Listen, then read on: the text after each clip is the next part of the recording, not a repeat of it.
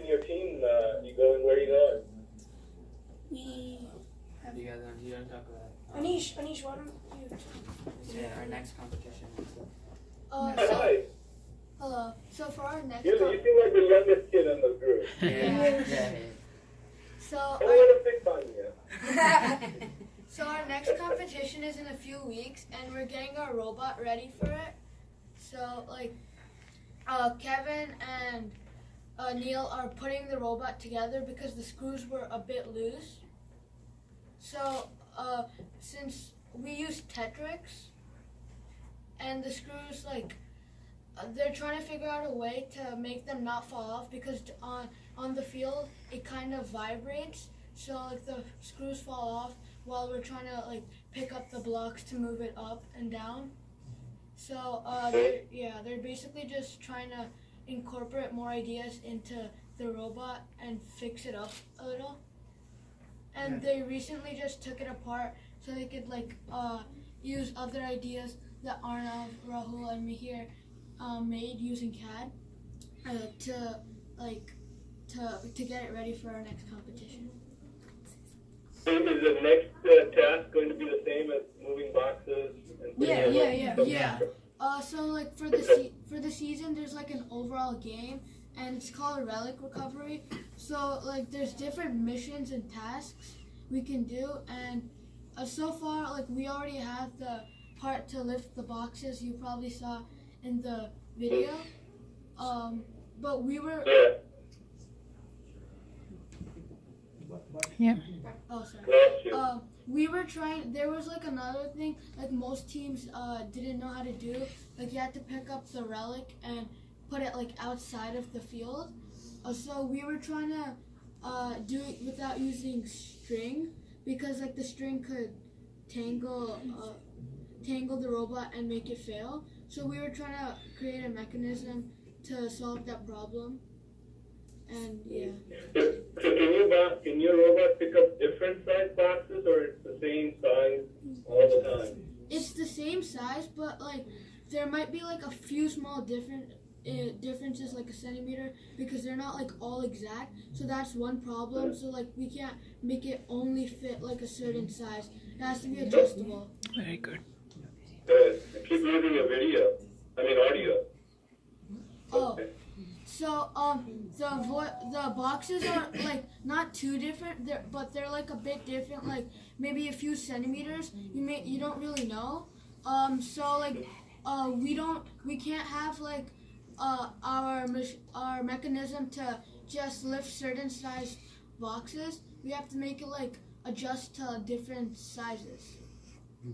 Okay. Yeah, so between now and then, you can modify and develop your robot, right? Yes.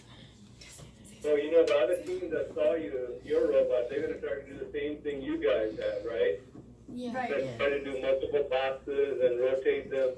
So what's going to be your next gimmick to add to this so you'll still be a step ahead of them? Well, part of the process is learning from the other teams, and that's part of the mission of FIRST too. Because in engineering and medicine, it's all about sharing your research and ideas. So they've learned from us, but we're also learning from them as well. So we hope to advance in that. What are you going to do that adds yours then? Anything? So one of the designs we have in mind is, obviously with the claw, with any sort of claw, there's a cap on the speed with which you could do it. And one problem we were running into during the competition was, if there's two cubes like this, we have to push one out of the way before we can get it because claw grabs like this. So one thing we're going to try out is, instead of grabbing with the claw, we're going to try to use rollers that suck in the cube, and that can adjust for any differences. The rollers will automatically take one cube, and then we would be able to fit two. So we'd use two rollers to grab two cubes and then deposit it in a different way. So we're hoping that works out. Okay. How about having those, like you see in the store, you have a horizontal, part on the fork. It picks up the cube, and then you grab it. So like a forklift? Yeah, like a forklift. Yeah. So yeah, we could think of that. We have a lot of designs that we're trying to brainstorm and pick one to actually build for the next competition. Okay. Well, you guys are doing great. I like your presentation. I like your video. It's really nice. But start putting people's names on it so Yeah. people know who you are. Mm-hmm. You know, and the other thing is, in a formal presentation, your last slide should be all the people who sponsored you. You know, names of people who donated Yeah. money or whatever. You got to Yeah. recognize that. Yeah. So, Okay. yeah. Okay. Any other questions you have for me? Anyone have any questions? But I have a question. Do you think people could use, you know how we use we showed you the CAD software? Do you think people in medical fields could use CAD softwares to actually build, let's say, a robot that could do a surgery first before actually building it in real life? Well, you know, like I said, CAD is used, right? I mean, it's used by anybody who's designing these kind of things, right? So, there are already machines out there that are very useful in surgery. Like, I mean, if you guys should look up the Da Vinci robot. And there's also robots that are used to do like LASIK surgery, you know, for the eye, or cataract surgery, because these are, you know, you have to go in very precisely to a very small part, right? And also like small vascular surgery, which, you know, you have to dig in. You can't make big cuts in the body. You have to dig in. You can't know how to. So those kind of things. There's a lot of robotics or, you know, robots that are used to achieve their goals. So yeah, CAD is used, you know, in all fields. You know, there are medical engineers that do this kind of stuff all the time. So. Alright. Okay. Okay. I have a question. Could you give us an example of another field that CAD and robotics could be used in other than medical and industry? Oh, in architecture, right? You know, CAD was around even when I was going to school. You know, that was a few years ago, just last 3 or 4 years ago when I was. So, yeah, they used it in architecture to build, you know, to really basically construct buildings on the screen. And, you know, if you're gonna anything that's any steps that's repeatable, right? That's repeated over and over again, is something that a robot could be programmed to do, right?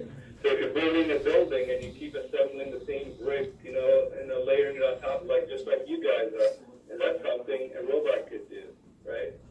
Yeah. So, yeah. Okay. Okay. All right. Yeah, thank you, Well, Sasanka. have a great day. Thanks. Thank you for spending your time. Letting me participate, and good luck to you. Yeah, and thank you for your. Oh yeah, my mom wants a picture. Just a second. Picture The master. picture. Picture master. Alright, I think that. Yeah, she's Take a taking. picture of this, my video right there. That's great. Yeah, she's doing. Yeah. All right. We have you on a projector, so that's what she's doing. So your face is on the See projector. the back of my room? Yeah. Yes, Ceci Bellina. Professor Do Sasanka. you recognize this room here? Too much. I didn't know that computer worked. I thought it was broken. That's what I tell you. I thought you were. All right, guys. Alright. Good luck to you. Alright, thank you for your Alright, time. thank you, Ceci. Bye. Professor Sasanka. Yeah, bye. Bye. Bye.